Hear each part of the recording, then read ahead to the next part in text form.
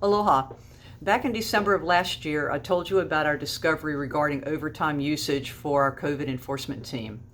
And at that time, I also told you that we had launched an investigation into the situation and that those found who have violated our department policy would be appropriately disciplined. Today, I'm going to share with you the results of the investigation. But a little background first. HPD was given CARES funding to use to enforce COVID violations to keep from taking officers away from their regular duties. We made one rule, and that was officers could only work up to 20 hours per week initially, and then we changed it to 24 hours per week.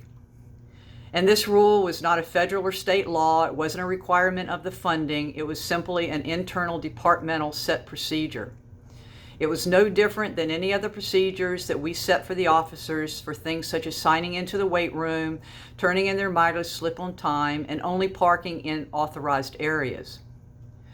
And contrary to the stories that were out there was no law, there was no regulation that was broken by working more than the set number of hours.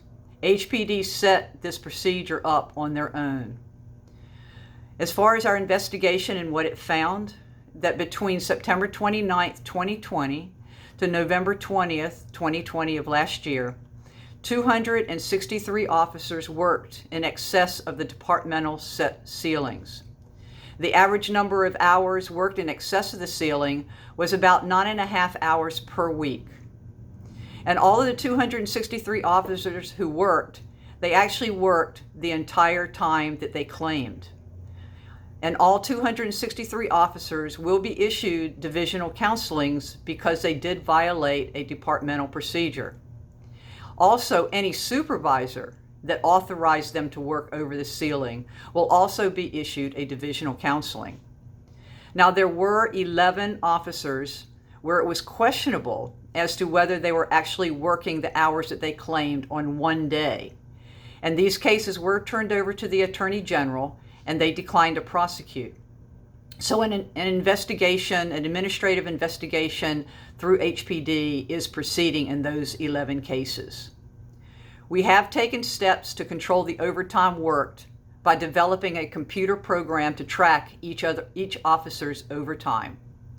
But just to be clear again, there was no laws, rules, or regulations that were broken by these 263 officers who worked the overtime. Yes, there was a violation of our internal procedures, but it was not a widespread violation of federal or state laws as was reported by some of the media outlets. I am glad to say and hear that we have moved into Tier 3, and it's only because of each of you out in the community who's been diligent about wearing your mask and social distancing. And I want to thank you for your continued support of our department and giving me the opportunity to update you on this issue, which has been a concern of many. Aloha and have a great week.